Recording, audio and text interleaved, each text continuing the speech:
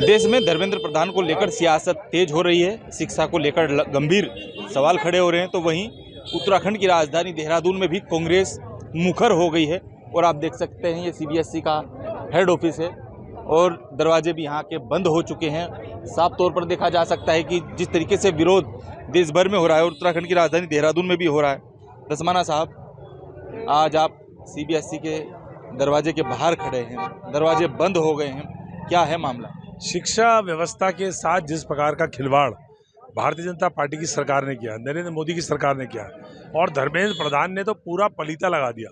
Primary education, secondary education, higher education, सारे competitive प्रतियोगितात्मक जो परीक्षाएं हैं, जिस प्रकार से पेपर लीक हो रहे हैं।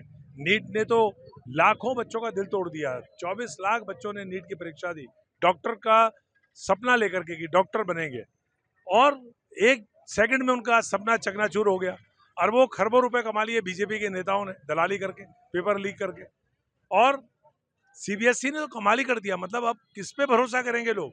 सीबीएसई जैसा एक केंद्रीय परीक्षा बोर्ड माध्यमिक शिक्षा का, उसमें कॉपियों की जांच में जिस प्रकार का घोटाला सामने आया है, उसका तो कोई उत्तर ही सरकार नहीं दे पा रही है।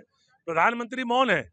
और सबसे शर्मनाक बात यह है कि धर्मेंद्र प्रधान अपने कुकर्मों को डिफेंड कर रहे हैं, बयान दे रहे हैं, कांग्रेस पे आरोप लगा रहे हैं। अरे भाई, परीक्षा तुम करा रहे हो, बोर्ड तुम्हारे पास है, सारी व्यवस्था तुम्हारे पास है, शिक्षा मंत्री तुम हो, और पेपर लीक हो रहा है या नकल हो रही है या कॉपियों की जांच में गड़बड़ी हो रही है, तो उस पर आप आरोप कांग्रेस के ऊपर लगा रहे हो।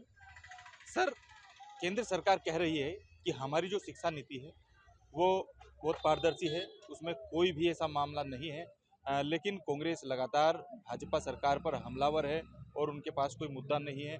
लेकिन जो देश के अंदर एक सियासत हो रही है शिक्षा को लेकर, इसे किस तरीके से देखेंगे? देखिए, केंद्र सरकार ये जवाब दे कि नीट का पर्चा लीक हुआ कि नहीं हुआ। अगर लीक नहीं हुआ तो आप दोबारा परीक्षा क्यों करा रहे हैं? आपने क्यों परीक्षा कैंसिल करी? और सीबीएसई में जो घोटाला पकड़ा गया है, उसमें तो बच्चों ने एक्सपोज कर दिया। 17-18 साल के बच्चों ने आपको ऑनलाइन पूरे देश के सामने आपको निवस्त कर दिया, नंगा कर दिया। इतनी बुरे हाल इस समय शिक्षा के हो रखे हैं, और आप कह रहे हैं कि कांग्रेस राजनीति कर रही है। कांग्रेस राजनीति नहीं कर रही है। आप देश के लोगों को धर्म की अफीम चटा करके अनपढ़ रखना चाहते हो। आप चाहते हो लोग पढ़े लिखे नहीं, लोग स्कूल जाना बंद कर दें, लोगों का शिक्षा व्यवस्था से विश्वास उड़ जाए। पूरे देश के अंदर यही हाल है और आरोप कांग्रेस के ऊपर हास्यास्पद है। उत्तराखंड के अंदर हाकम सिंह गिरफ्तार हुआ नकल के मामले में। केंद्र के अंदर ये मामला सामने आया, नीट का जो पेपर था, लेकिन केंद्र सरकार कह रही है कि हम अब एयरफोर्स का सहारा लेंगे। इसे किस तरीके से देखें? सरकार का फेलियर है। सेना कब बुलानी पड़ती है? जब सिविल जो प्रशासन है, जब वो फेल हो जाता है, बाढ़ आती है, अगर एसडीएम, तहसीलदार और पटवारी नहीं संभाल पा रहे थे, किसको बुलाते हैं? सेना को। इसी प्रकार से परीक्षाएं, आपकी व्यवस्था, आपका सिस्टम नहीं संभाल पा रहा है, तो सबसे पहले तो भैया कान पकड़ करके एक दुलत्ती मार करके धर्मेंद्र प्रधान को बाहर करिए। उसके बाद आप एयरफोर्स की और सेना की बात करिए। कितने आपके पास देश के अंदर हवाई अड्डे हैं, कितनी जगह आप पर्चा पहुंचा पाएंगे? कौन कौन पर्चा पहुंचाएगा? ये केवल लोगों का ध्यान बटाने के लिए है। सेना तब बुलाई जाती है जब सिविल प्रशासन फेल हो जाता है।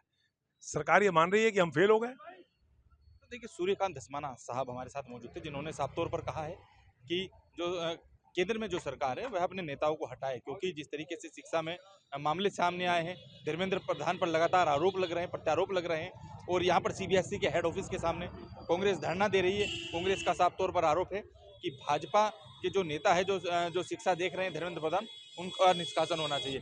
कैमरा पर्सन हर्ष सुनियाल के साथ हितेश त्यागी, इंडिया वॉइस, देहरादून।